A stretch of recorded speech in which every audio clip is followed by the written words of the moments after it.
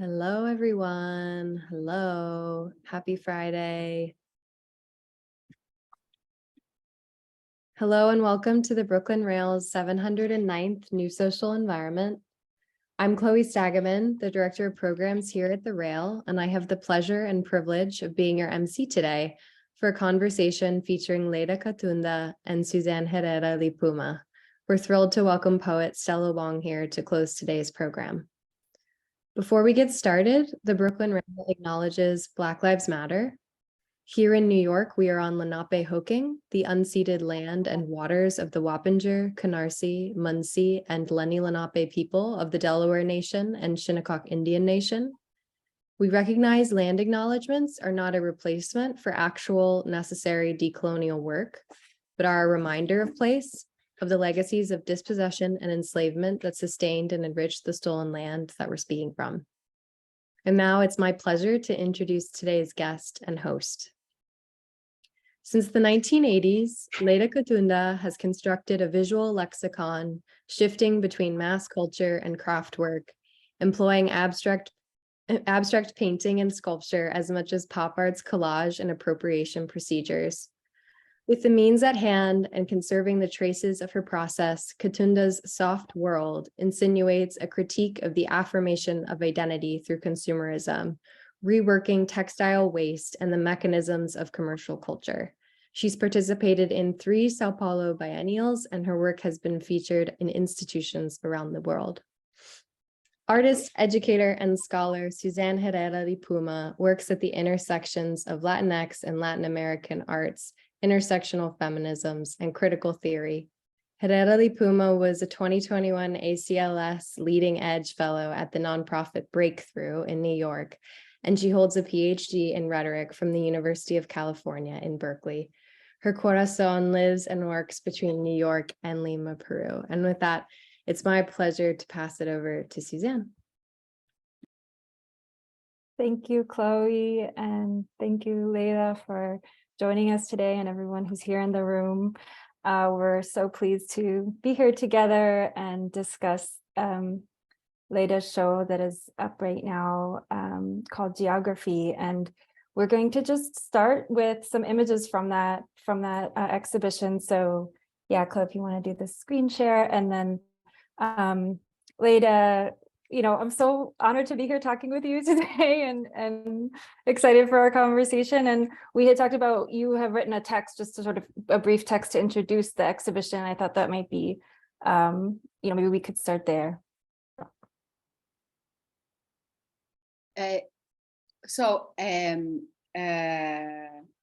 Hello, everyone. I'd like to thank BArt for inviting me, Chloe and Suzanne. And I'm keep saying this, that I'm very happy about this show because I have a good experience. Like, I've been working for almost 40 years, not because I'm so old, but because I start very early. With 21, 22, I was in the first biennial and then so on. But especially in this moment now, I had this plan for this show. This is the Mapa Mundi. And I got a very good result, in my opinion, because I made many plans, and then in the end, the works fit so well on the room, and so that's it. Would you like me to read the text now? Sure, and yeah, any introduction, yeah, if you want to read it or just tell us, yeah, I think we could start there. See, I can't find it because I can't get it on my desktop because it's whole. I'm afraid. Let me see. Oh, here it is. So I wrote this short text with the ideas around the works that I'm showing, and the very name of the show is Geography. because in the paintings there are images of the world map and waterfalls, rivers, islands, and these things that we call geography. But but there are, so I will read them, then we may talk about.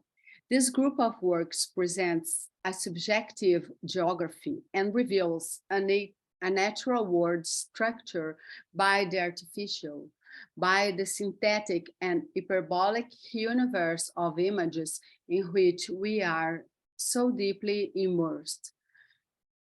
In these object paintings, which is the name that I call my works, object paintings, the artificial is evoked not only by the use of materials such as plastic and various fabric generated by the fashion and decoration industry, but also by a simplified vision of the life focused on material consumption and fulfillment of standardized desires.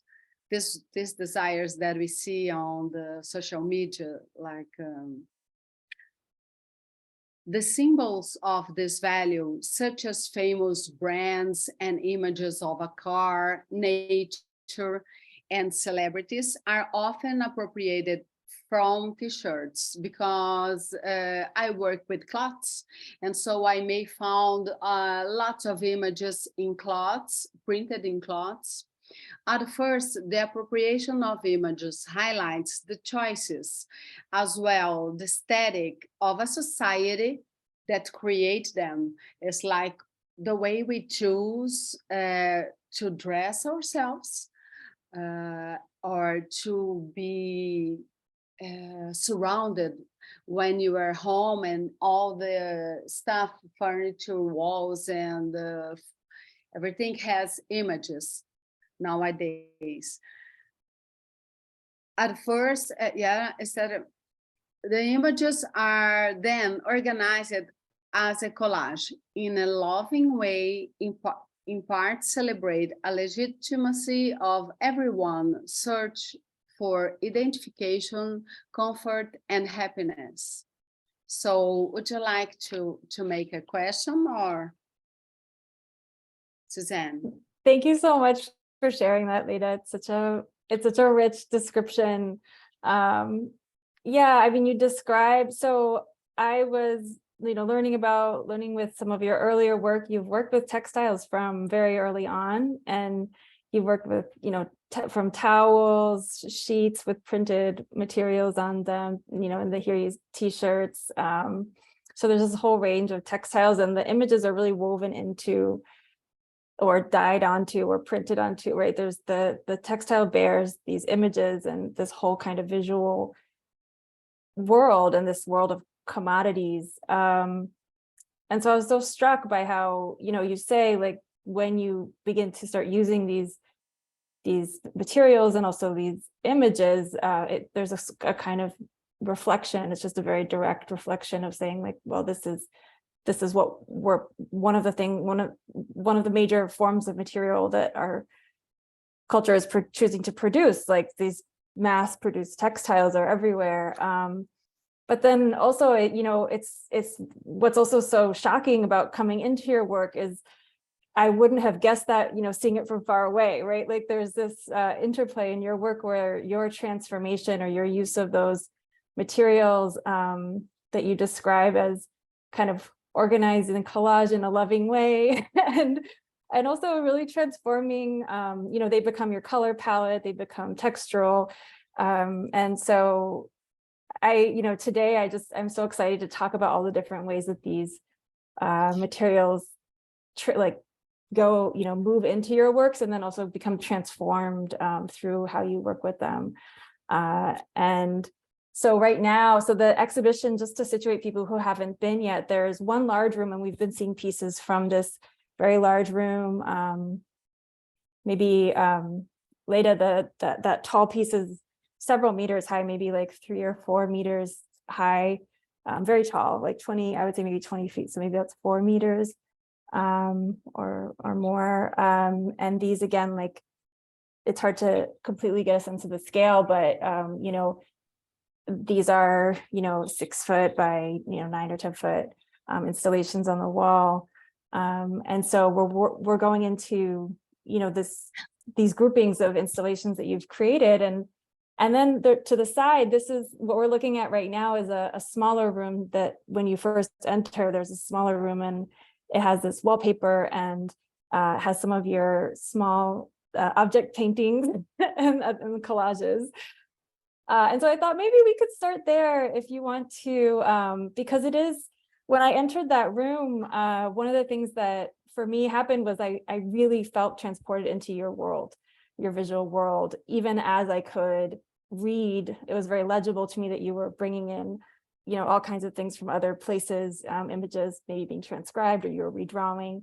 Yeah, I wonder if you could just start by talking to us about this room that you created, this environment, and how you began thinking about that.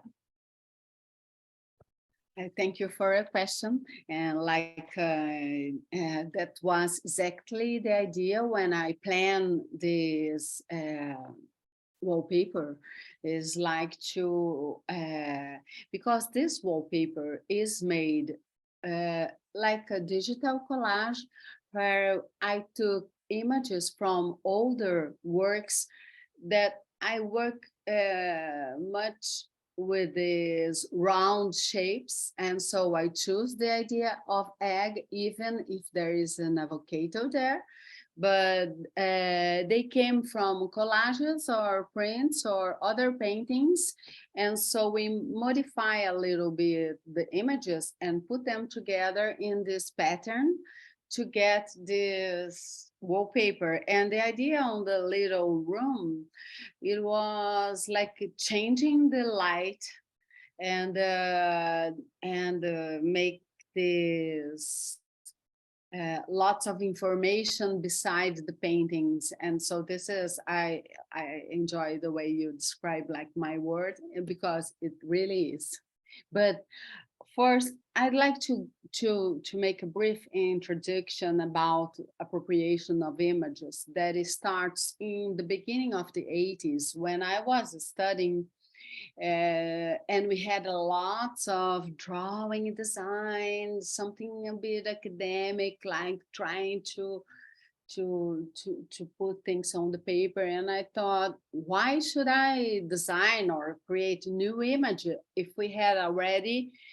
If you can stay in this is the best work to show this, is why do I have to create image if there are already lots of images everywhere? And this was the 80s, because this production of images, this technology of having photos on the cloths and all kind of possibilities, like you have those buses with images also and everything. But it starts on 2000, 2005. You have this boom of images in the industry. But in the 80s, the idea was like, I will not drawing. It was like, I will not create any, I will appropriate of already images printed on cloth. And the first attitude was like covering some and letting some others. And but from that moment to nowadays, things change a lot, and I start to consider texture and some very obvious images beside some colors or even shape of soft objects. And yeah, this is about appropriation. And Yeah, now, and Leda, do you want to just share some of, because I mean, we can all see some of the images, but would you want to just like share some of like one or two references that we're looking at here, like the Santos or oh yeah, this is a mountain range, and it's created most with t-shirt images that I found in t-shirts. And Santos is my soccer team. It was the team of Pelé, and I was telling Suzanne that Brazil just beat Croatia in the World Cup, and all my neighbors are screaming all around. This is football is something very important in Brazil. And it's very important for me too. And so I made this, and I made some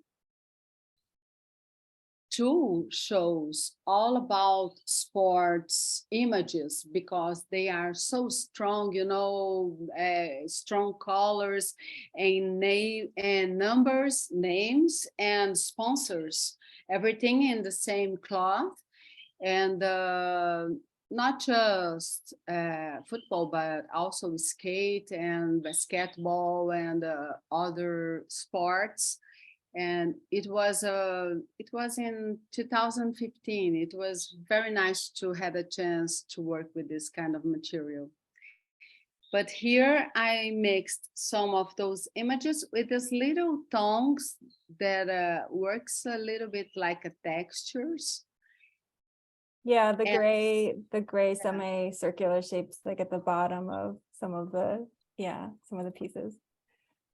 yeah, I starts to work with enamel, like enamel, I think is the right word, around the pieces. And so it's a little bit bright. And many of those objects, even the small ones that you asked me, they have foam inside. And so they are soft like a pillow. And this is an idea that I've been working of, make some non-aggressive shapes, like all round and all soft in a in a in a in a poetry about softness, which I think it's a side of the our lives, like when you're home, like when you need comfort. And I like to give my paintings this appearance. Yeah, there's so many registers that I didn't even think about the tactility of the foam, because the cloth, of course, is also soft, and then the rounded edges are sometimes called soft edges. Like there's no hard corners in them. Yeah, and that was you wrote a whole thesis on the poetics of softness. And are these, so Leda, like, did you like redraw or draw on top of any of these, or are these just the images themselves? Because you talked about the hand coming back, and I can't tell what these. I know for some of the other works, I know for sure you were sort of redrawing and going back in. Yeah, nowadays I have a big collection of many kind of cloths that I collect going to the shops here in São Paulo. But then I realized there are shops like this everywhere, and I had a chance to spend like a month in China. And so I in China, I almost go crazy, because it's something like 100 times larger than any place in the world in this subject of cloths production. Like they produce almost everything for the whole world. And so it's like you go dizzy, because it's maybe too much. But I made this collection, and then I'll tell you like the whole process starts with some watercolors that I bring here. Like this is first study for the waterfall, and then for the that's beautiful. Mapamundi, yeah, the Mapamundi, I start with those watercolors, as you see, like close to the images. But then the watercolors gave me the structure. Then I think about scale. Then I go search for the materials. And then I start to work this in many parts. And this is the Mapamundi, I guess, is maybe the main work in the show, because it has the whole idea of the kind of artificiality that we are surrounded, you know, like we think and talk about ecology, but actually we live in this fake world, you know, like everything is plastic or is mass produced. And here I made this round shape like the planet and the big river to separate two sides, but everything that is in one side, it's presented in the other side, like saying we have all the same elements and maybe common desires, like you have their fire. The green part is some chickens. Chickens are animals, but lately they became food, which is horrible. Nobody that you understand the chickens or cows like animals. They actually are animals in the nature, but for us, they are in the supermarket in an abstract shape of a square and cut in pieces. But here, those chickens represent the animal life. And then there are those geometrical chests that we use on cloths, on shirts mostly.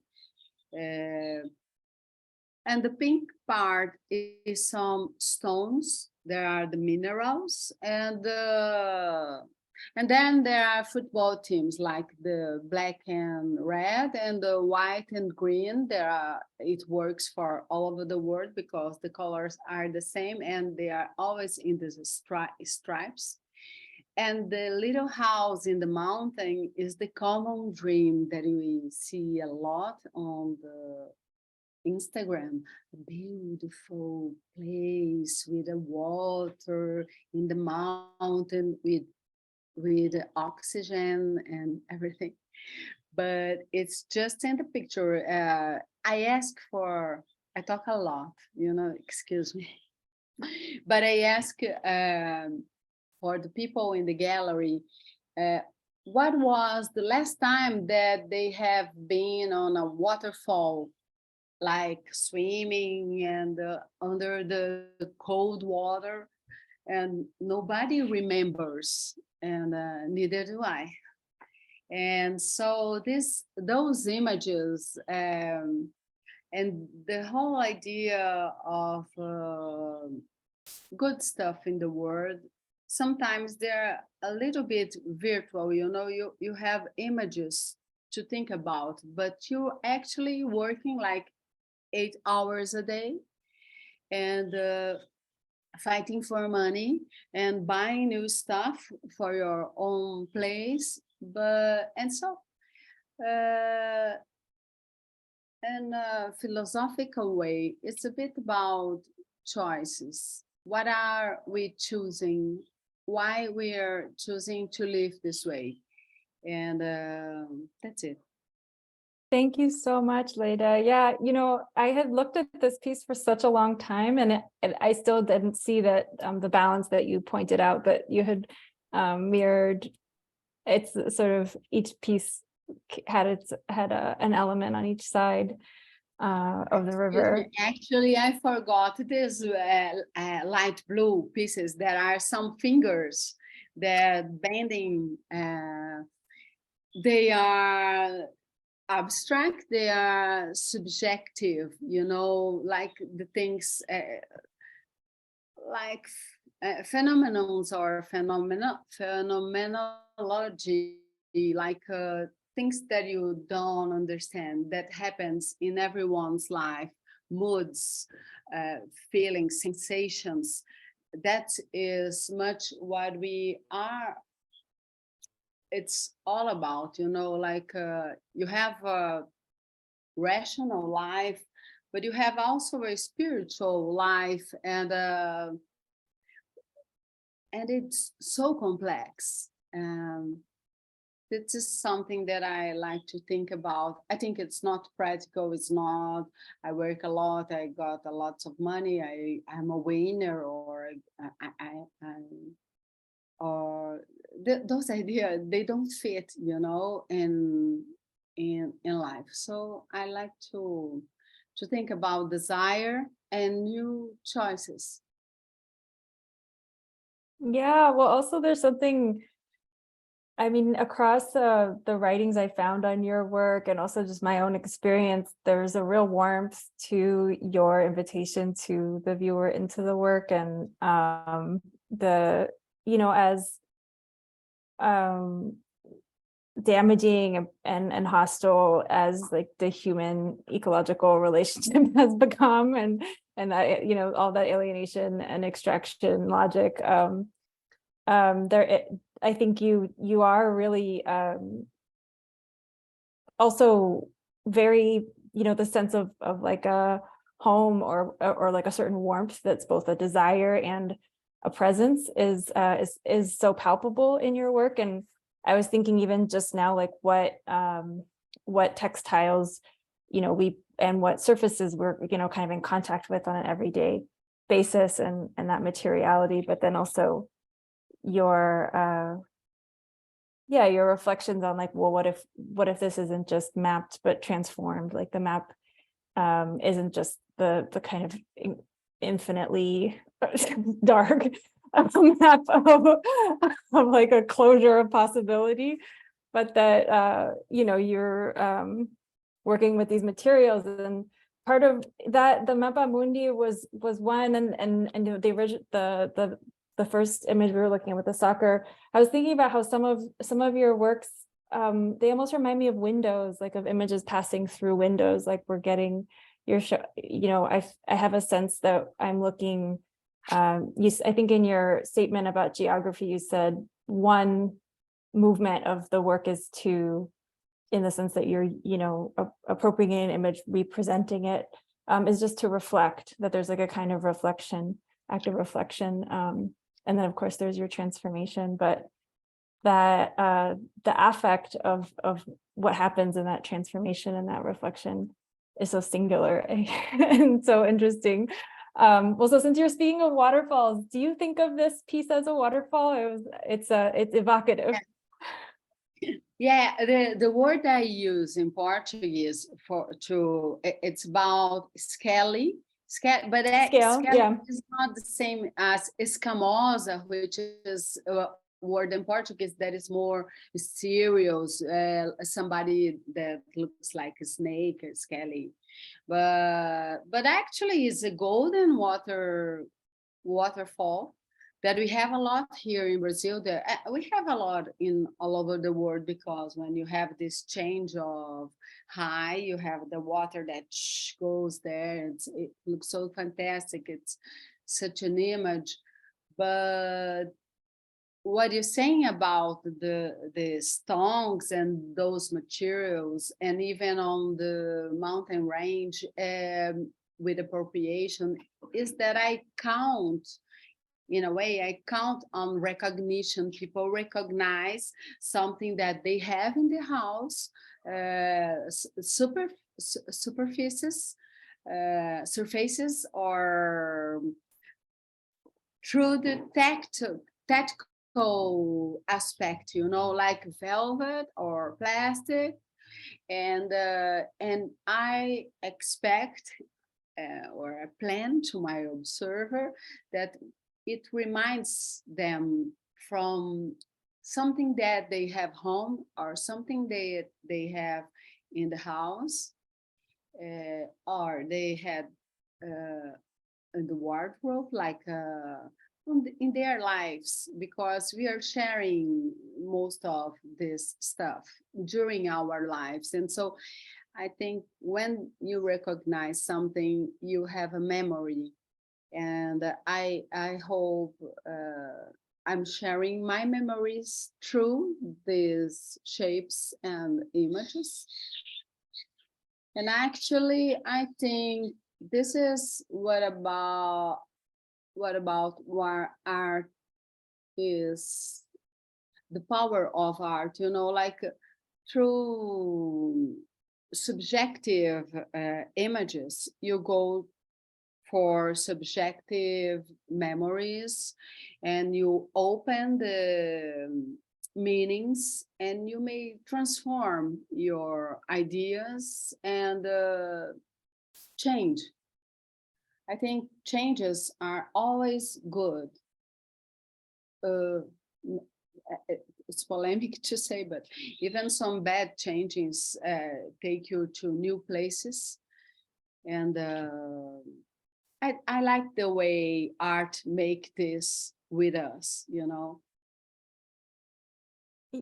Yeah, I mean, what you said was about when you recognize something, you have that memory. That recognition is dependent on memory, but it also takes you through like a journey back to a memory, or back to a sensation, or an embodied memory, and then that can conjure. I mean, maybe this is part of the way your work can conjure a kind of whole world, is that the tactilities of the worlds that you conjure can feel sort of familiar, even though the shapes that you're creating are not necessarily. And you know, I've never seen a scaly before, but there's something really welcoming about scaly for me. I have so many questions for you. One, I really want to hear about your studio, and I'm so curious about your textile library, or your textile, that process. We can enter into it lots of different ways. One was that I know you've been working with this shape. I mean, the way you described those, like tongues, the lenguas, or the drops in the mappa mundi, with the blue ones, I was imagining like water or air, but you're like opening a space for ephemerality, for also or spirituality, or for a thing, phenomena that can't be concretized. And then that this shape comes back in your work in so many different settings, and especially in this show, it kind of takes on lots of different lives. And so I wonder if you could talk about it a little bit, or it felt like a character that I was getting to know. Yeah, actually, I was going to say in the beginning, and I just forgot, the whole idea for the show is like, there's a long time that I don't show in New York. I've been showing in 2001, 2004. I worked with a Mexican dealer, Ramis Barque, and I made some shows, but now we are in 2022, and I thought I will have a completely new public. And there's something that Stefania Bortolami says about the show that is true. It's like, in all the works, you have different typologies of things that I done, different processes. And this was one of the ideas of the first thoughts that I in my plan. But also going to blue and green. And after the big waterfall, I thought about the word map, and then I thought about a new word map that is round and small one, orange, which is much more messy than the the blue one. And for the show, I prepare like 15 works. I start with the big ones, and then I made some mediums, and until the small ones there are with the pink river in the small room. And then I thought about geography, because I use those images like the moon or a lake, a river, a lot. But then in this show, it is almost about it. The most strange a little is the mountain range that is so pop with lots of images. But yeah, that was the idea, to talk about nature and artificial. Oh yeah, I was on mute, but I was thinking about the moon. I think Chloe, that's slide 10, is also such a beautiful. It's a smaller piece, but it's I came back to this one several times, and yeah, this is also like between your installation. This is like another like microcosm that I felt like I could just enter into for a long time. We are in the full moon right now. Yeah, and it's so magic. And yeah. Can I ask you, and when you're working with like dimensional pieces like this, do you kind of like sew or stitch or make the dimensional forms kind of like one by one, or are you like making a bunch of that? Like what's your process for just working with, because you have such a unique set of things you're assembling together? Or does it change for different works? Like, are you making silver tongues and then later they come in, or? Some works are really fast. I don't know why, because you have idea and it works, but a lot of them, as I have to produce it in parts, like start with the structure in the watercolor, and then find the material, and then start to sew and paint first, and then a second, and then a third layer.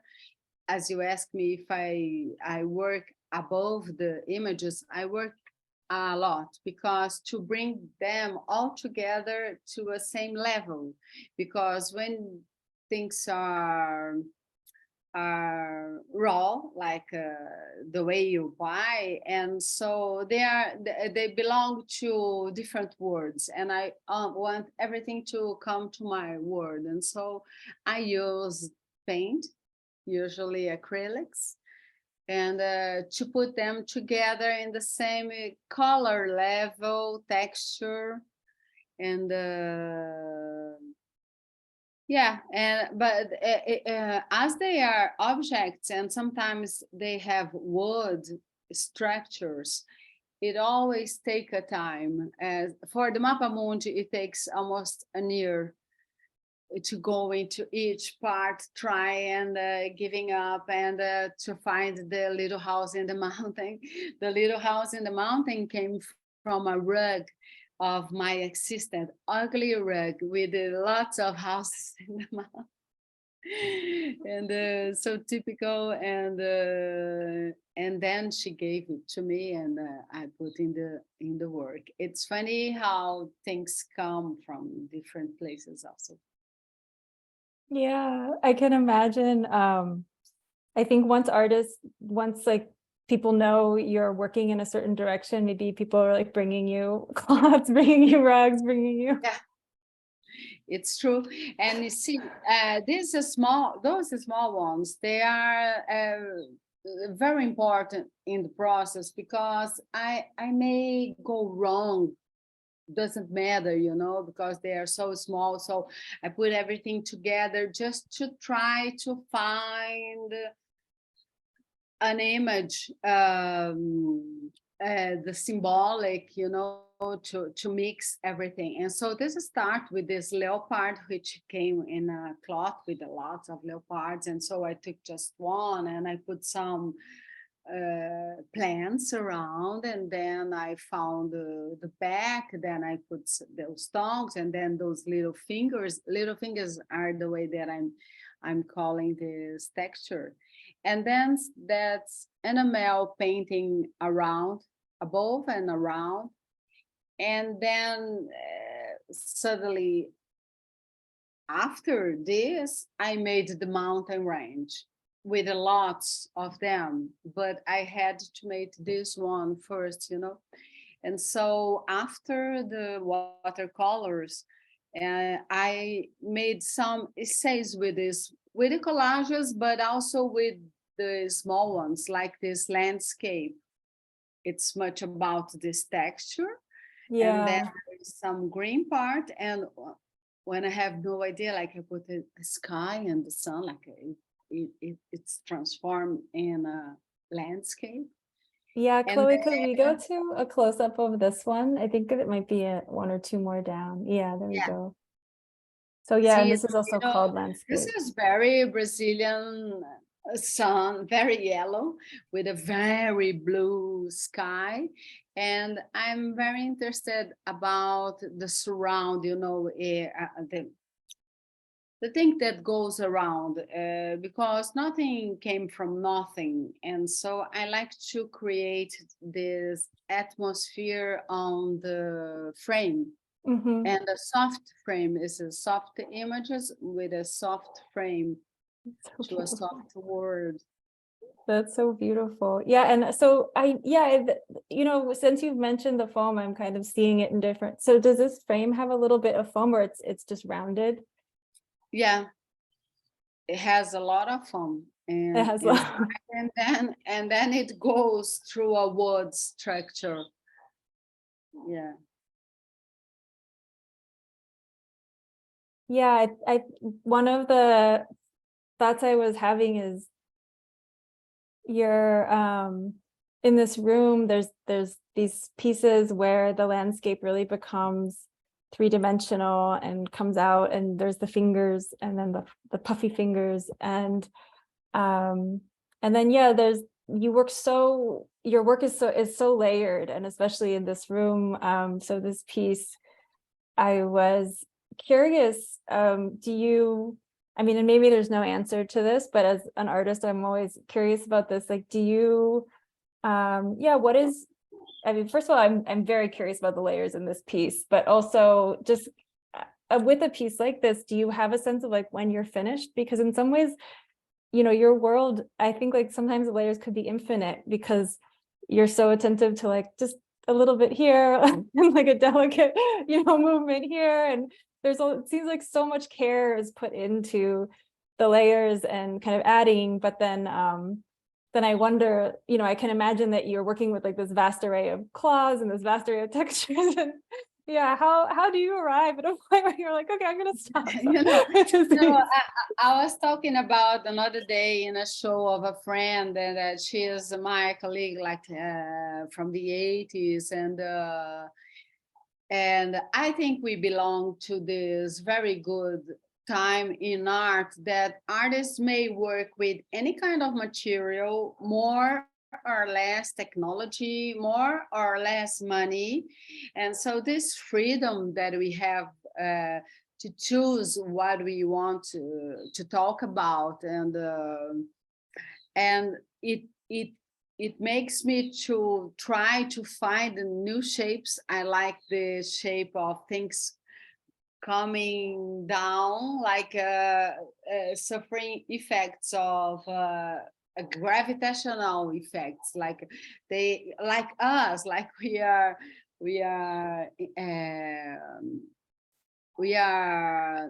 luck here by gravity on the ground. And so I like my works to go down too, a little bit like water. And then this pink river is super artificial because it's pink, but doesn't matter. And then behind it, there's lots of layers of soft light blue transparent cloths. And so it's a little like a pack, and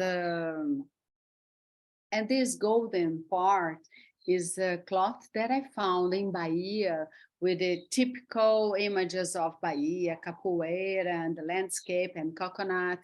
That is funny because it's the idea people have from Brazil, but actually just for tourists. And it's real, but this cloth is so funny, and I use it and I cover it all in gold. And I enjoy a lot this mix of colors and this bright of the plastic that is so common in our daily lives. Plastic, plastic, and plastic. And even we are talking about saving the world, we're still using a lot of plastic. And there's a beauty about it. And there's this idea of value, because plastic is something bad, but it's so bad, and why we have so much, and so there's a but it's much about the appropriation. This fluorescent, you have there my book is pink on this same plastic. Yeah, that's right. I have all my notes coming out of it, but this is the catalog for the show. Yeah. There we go. So that has this pink plastic cover. Covering. Yeah. The back as well. Have Bruce Lee. Bruce Lee with us. Oh yeah, I didn't see. It's called Tempo Circular. Yes, well, I mean, and you're bringing, together with a really, in a very tactile way, the ubiquity of plastic, and some of even the fabrics, might be like a toile that has polyester, or, these fabrics that have plastic in them, even though they're soft to mimic cotton, that they have a great deal of like synthetic fibers in them that are just, very intimate in our lives. Like those are, we live with these fabrics. And also, that this plastic production is continuous with like the fossil fuel and extract like that, these synthetic plastics are made out of, these similar materials that are really harming the landscapes. Yes, and beside this, in artwork, there is this idea of old materials that stay forever. Nothing stays forever. This idea of a good painting in a good canvas. I love it too, but I don't make it.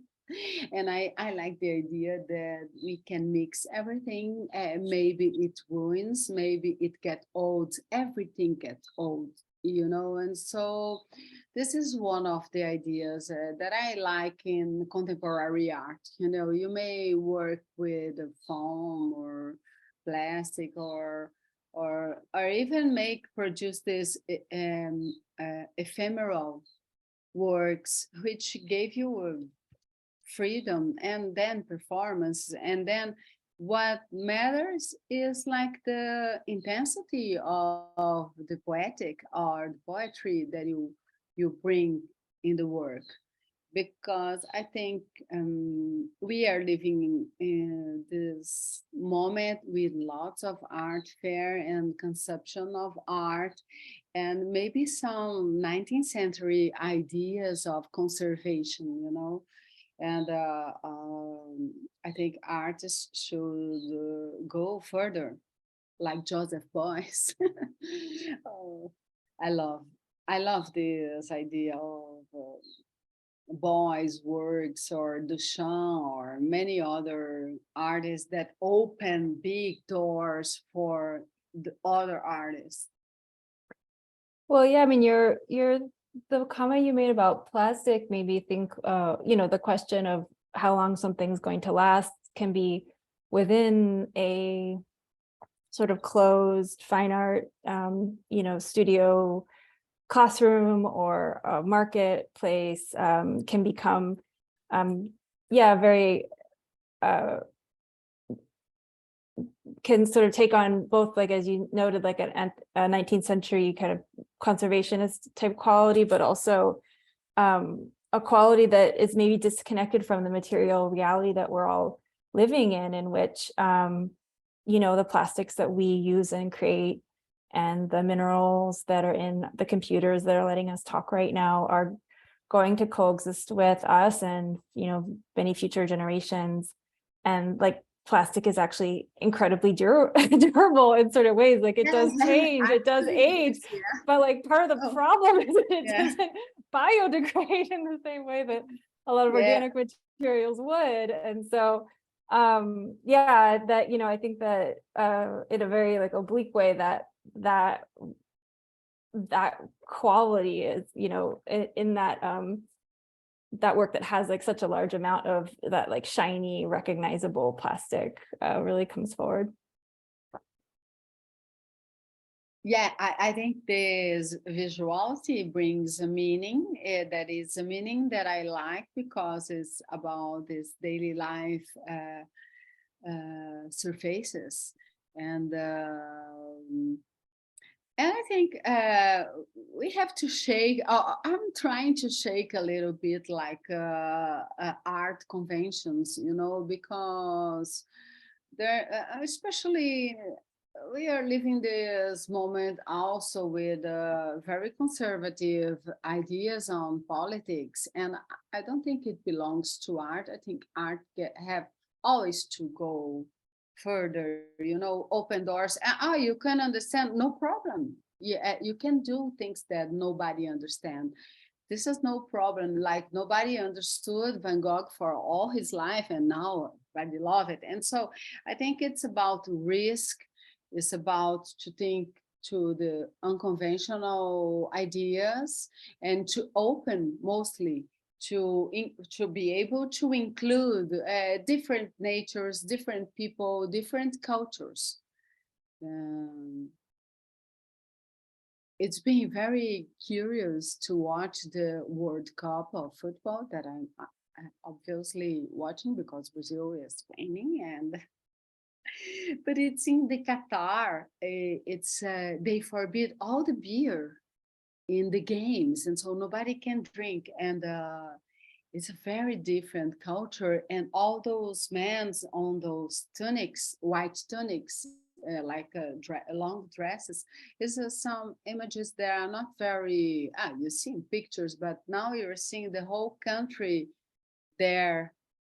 And I think we have to know better one each other, culture and beliefs, and then we have to find a way to live good and live together. Yes, well, I mean, I think especially, you know, we're thinking about like your, you know, and thinking about, you know, your work is mapping both very local ecologies in Brazil, you know, like we know that there's textile, you know, of course, you know, there, you know, your visit to China, of course, is like a huge producer of textiles, but Latin America is also like a huge, you know, the huge place where a ton of textiles are produced and exported. And, you know, like we are in some ways like connected through these global patterns, but then also there's a whole generation, you know, of course, I think all generations are trying to reimagine the future, but I think especially younger generations are really asking, you know, asking all of us to think about what global futures look like and what that would mean. We're looking at your Palmyra and the land, you know, what you said about making work that, you know, you can kind of enter into and not know. Yeah, I've part of what I find so generous about your work is that there is an openness to it, and I like can kind of enter and I don't know where I am. I'm curious to, you know, follow you. Then you go like the big ones. I have lots of responsibility, like it has to work. But then the small ones, it works like experience. But collages, I work totally free and like I take small things around the studio, and it's very nice to make. Like even the watercolors, I'm thinking all the time. So the tendency is to close and make synthetic images that I can use as a structure. But in collages, I think it goes like in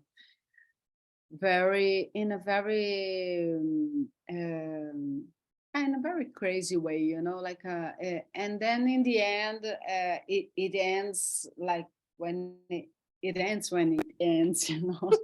It's very spontaneous, that's what I mean. Yeah, it kind of tells you it's like it's done. Well, this show is very beautiful, and thank you so much also for sharing all your thoughts and stories with us. I just, you know, as we transition into the Q&A, I just wanted to open a last question of if there's work that, you know, I know whenever you finish a show, you know, the timing is like, it somehow is like, it's the present, but then you're also always working on there's other works and other future projects. And if there's anything you wanted to share as we like move into Q&A, any like future projects you want to share with us, or dreams of future projects. Yeah, I have. It's good, the word dreams, because I like to change the work, and but actually after those years, it changed. Even the name of this book that you have there is Circular Time. It's because sometimes it's changed, but then it goes back, and then it goes back and changing. I hope in a spiral way, you know, but my plans for the moment, it's about cloths and the meaning of it, like going since those cloths in Met Gala, like Lady Gaga stuff, that it's not even beautiful, but it's so crazy.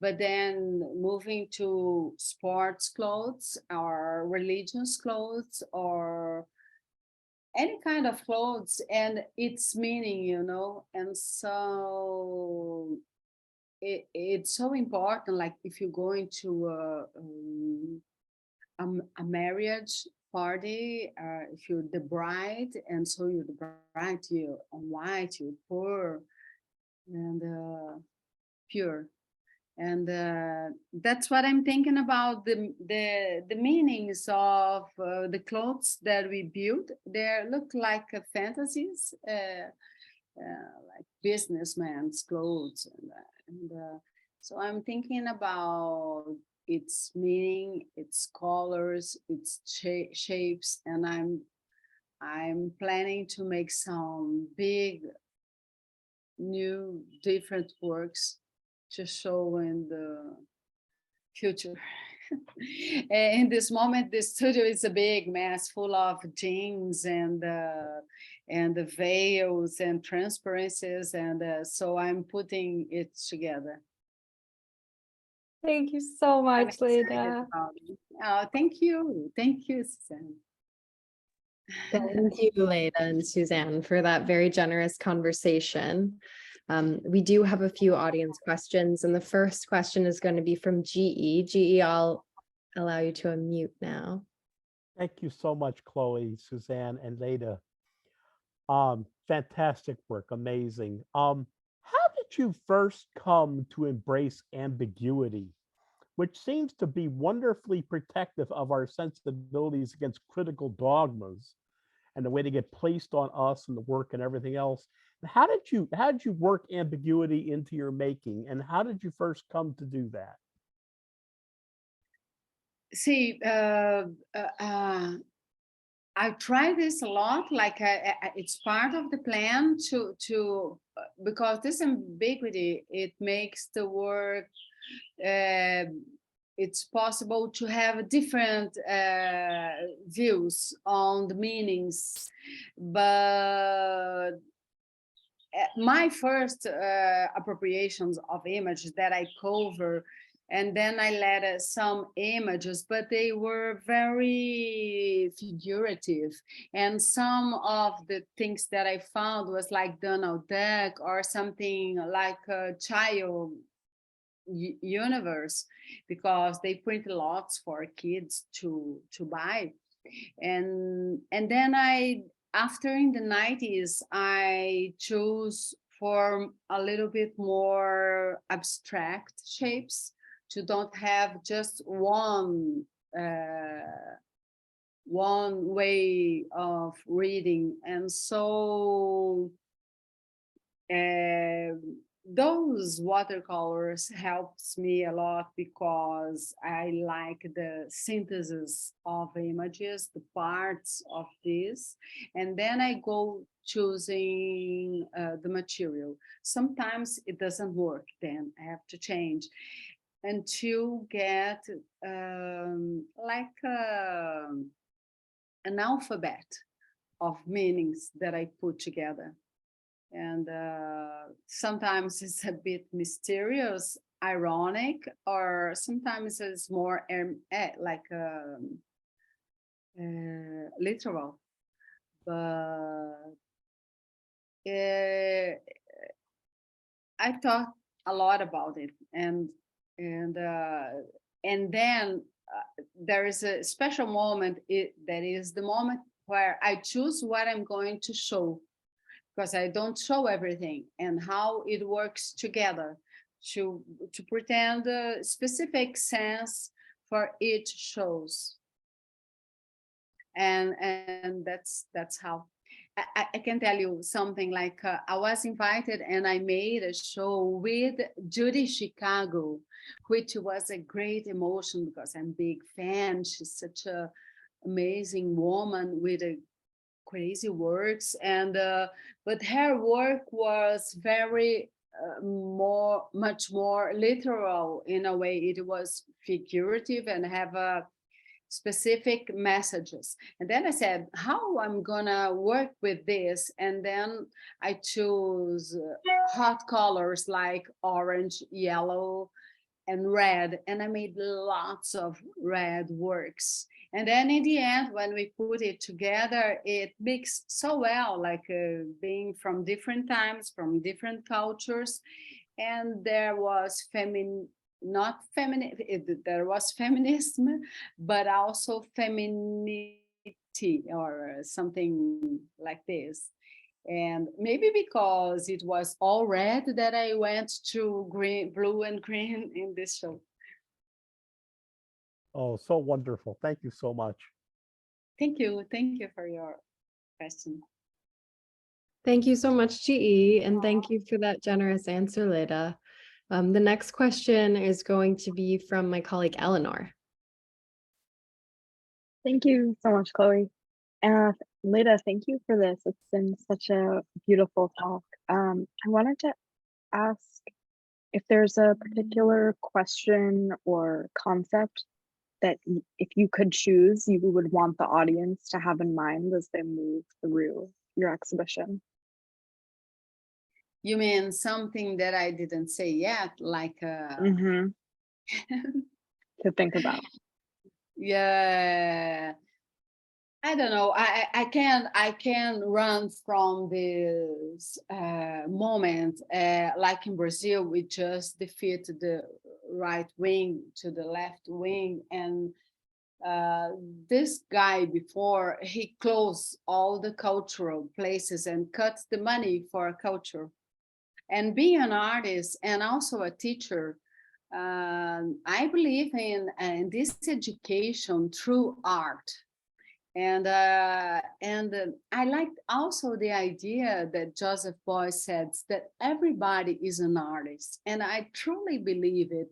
You know, like when you dedicate your soul or you're building your share, maybe this share can be art, you know, depending on the intensity that you give to this. And we don't have to judge everything and give value, but we can live in a more creative world, and giving spaces for people to express themselves.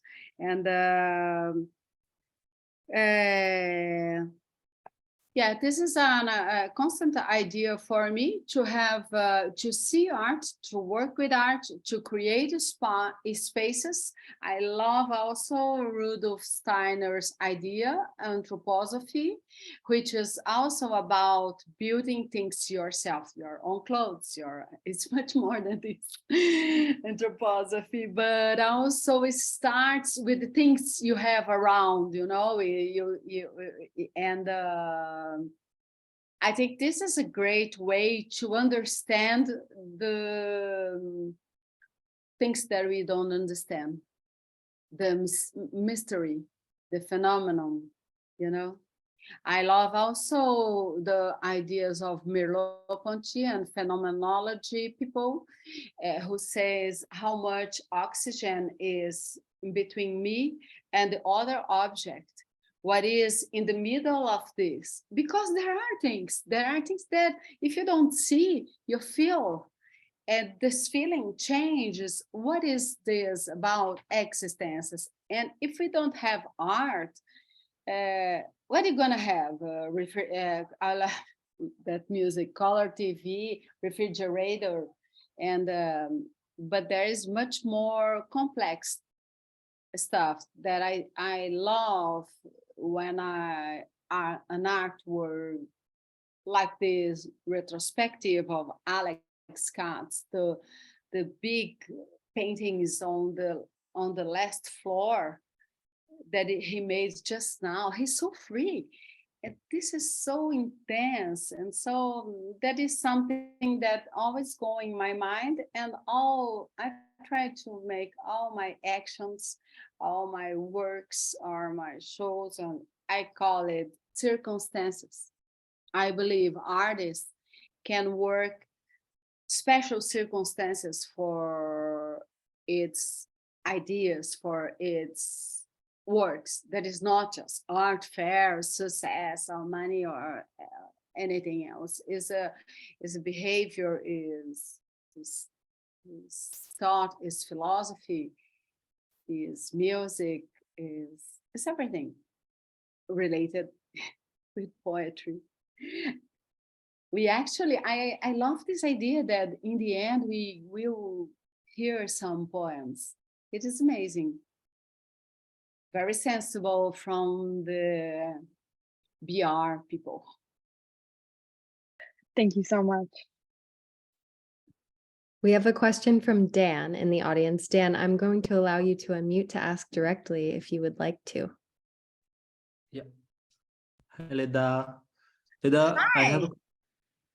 I have a question for you, because your work, as I see, there's many symbology relating with the tropics or Brazilian culture, Brazilianness.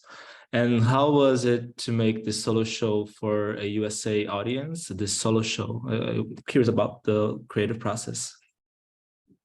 Yeah, I mentioned it quickly that I made a special project to show, because there was a long time that I haven't shown in US, and especially New York, like even it was planned for the next year. And then Stefania Bortolemi, she said to me, would you like to show in November? And I said, yeah. I know November is a very good moment. I've been there many times in this part of the year, and so it was like, and in my age, you know, like I'm 61, and I thought I will show everything that I want. Like I will be free. If people like it, good. If don't like it, at least I was honest, you know. I will not make how I want to make something perfect. I want to make myself, and that's even in the moment that we were hanging the works, I was satisfied with myself about the results. And then there came a lot of people party. That's it.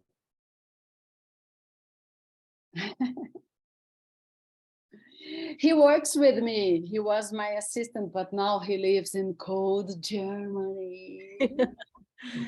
Thank you so much, Dan. That was an amazing question. And thank you for that answer, Leda. The last question is going to be from me today. Leda, I really love how you work within the contradiction of how the brand imagery in our homes is both, you know, a representation of an artificial world, a man-made world, but also a nostalgic kind of atmosphere and a place that recalls home and recalls the duties of where we live. And so I wonder, your work sort of references it over and over again, but do you consider yourself an environmentalist? Do you engage that in other aspects of your life? Or how do you think about the work as it responds to and engages questions of the artificial and the environment? Yeah, you know, I am. I am.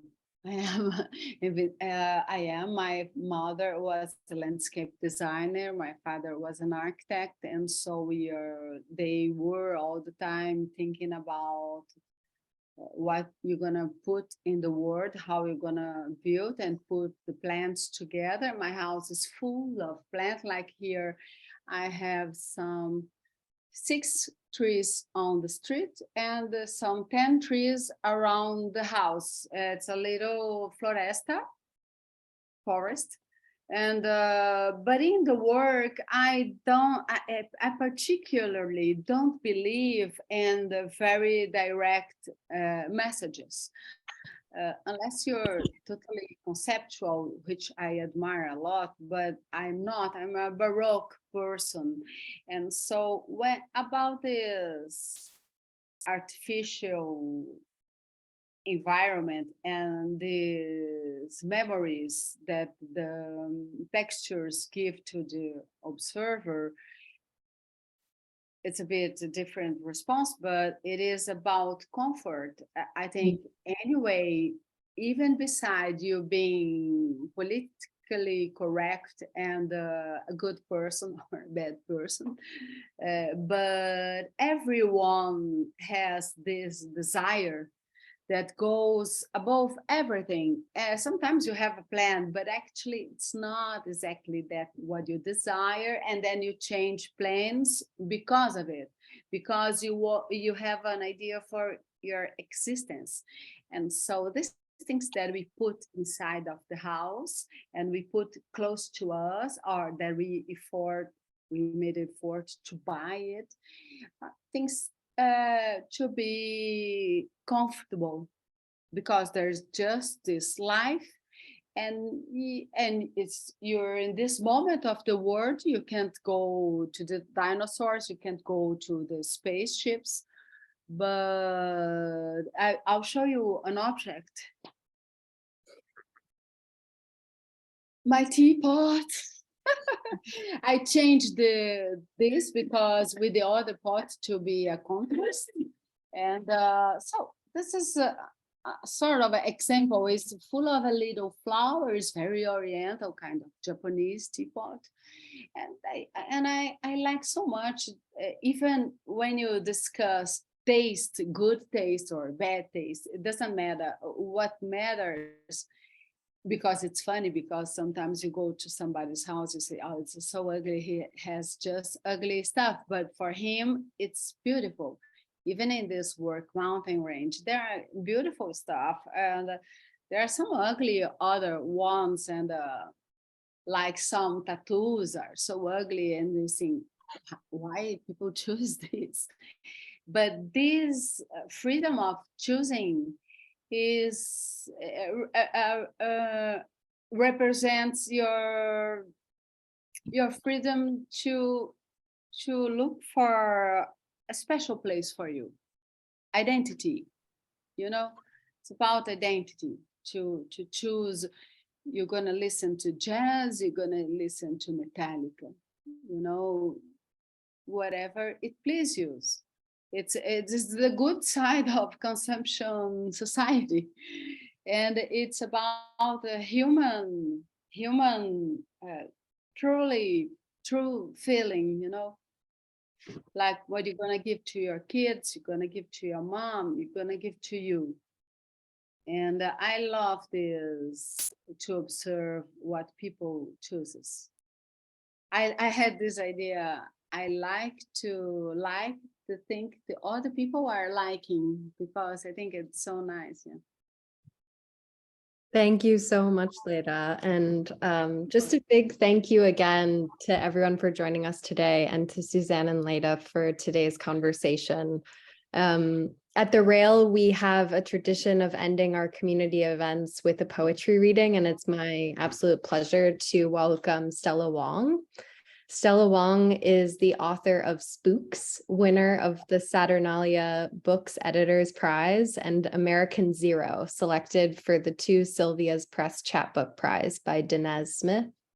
A graduate of Harvard and the Iowa's Writers Workshop, Wong's poems have appeared in Poetry, Colorado Review, and the LA Review of Books, among many others. Please join me in welcoming Stella. Hi, I'm Stella. Thank you, Carolyn. Thank you, Chloe, and the Brooklyn Rail for having me. Can everyone hear me okay? You're a little quiet. Okay. I'll try to speak up. And thank you to Leda and to Suzanne for this amazing conversation. Today, I'm reading from my new book. It's called Spooks.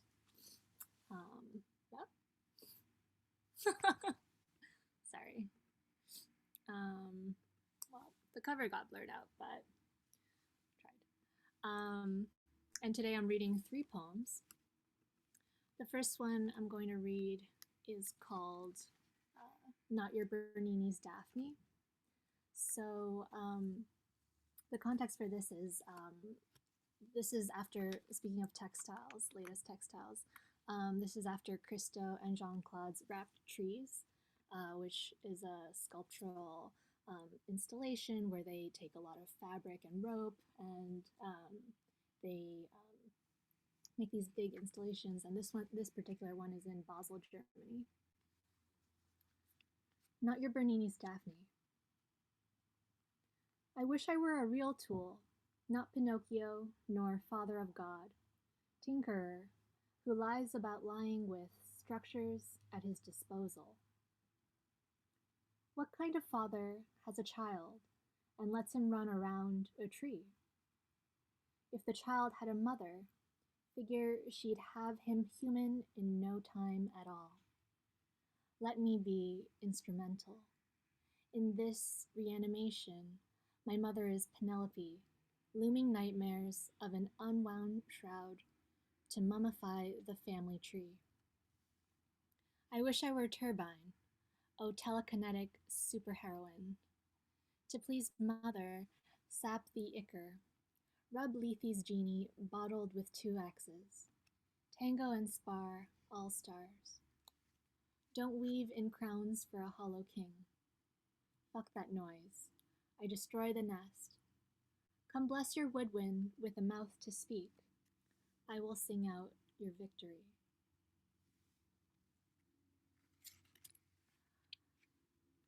So the second poem I'm going to read has a lot of fig wasps in it. And the only thing I might say about this is, so after 1910, the Angel Island Immigration Station was used to detain Chinese immigrants due to the 1882 Chinese Exclusion Act. And many wrote poetry on its walls and floors. The women's quarters burned down in 1940, so a lot of those words are lost. Buddha discovers reincarnation and reaches nirvana under the fig tree's heart-shaped leaves. The fig wasp crawls. The fig wasp crawls into the fig plant's walls. The fig wasp crawls and spins a little inversion into the fig plant's walls. The fig wasp won. She's the first one in. In Buddhism, nirvana is translated as extinguishing the flames of ignorance. The fig wasp wonders what time is, where wonder went. The fig wasp wonders where time went when wonder meant one fermata moment. But now the ferment has closed. But now the ferment has closed down and is all around her body. But now the ferment has closed down and is all around her body. Is she dying? The fig wasp's death is necessary for the production of the fruit. The wasp cannot lay eggs and dies alone. This is Dhyana. The fig meant no harm.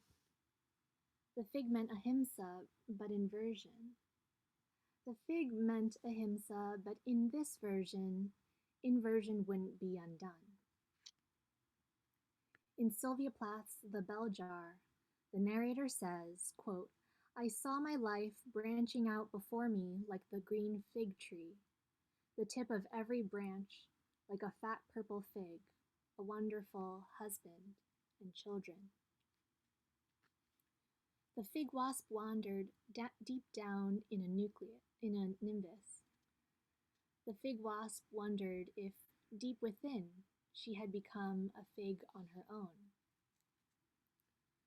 Quote, I saw myself sitting in the crotch of this fig tree, starving to death. The fig wasp in nirvana, a figment of her own.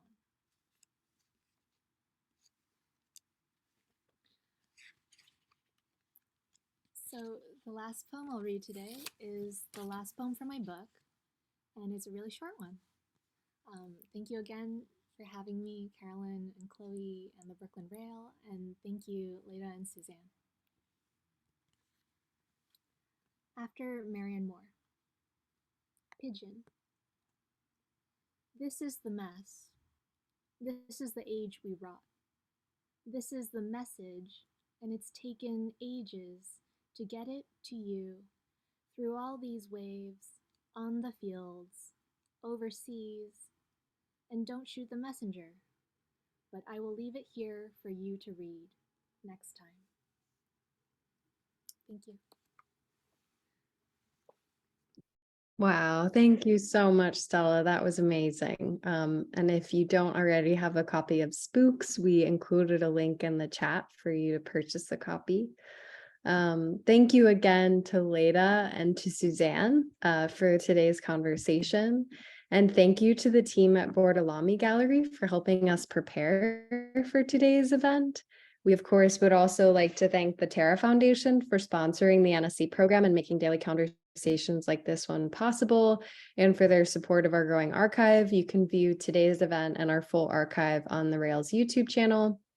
For 22 years, the Rail has been a platform for the arts, culture, and politics through our monthly publication and public events like our daily NSE. This holiday season, help us sustain our work and reach our goal of raising $150,000 towards the Rail's writers, editors, and operations.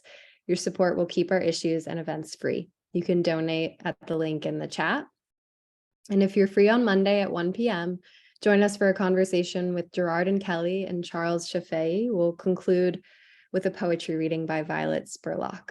And you can now turn on your microphone and say hello and goodbye as you leave. Thank you so much for joining us. Thank you. Thank you.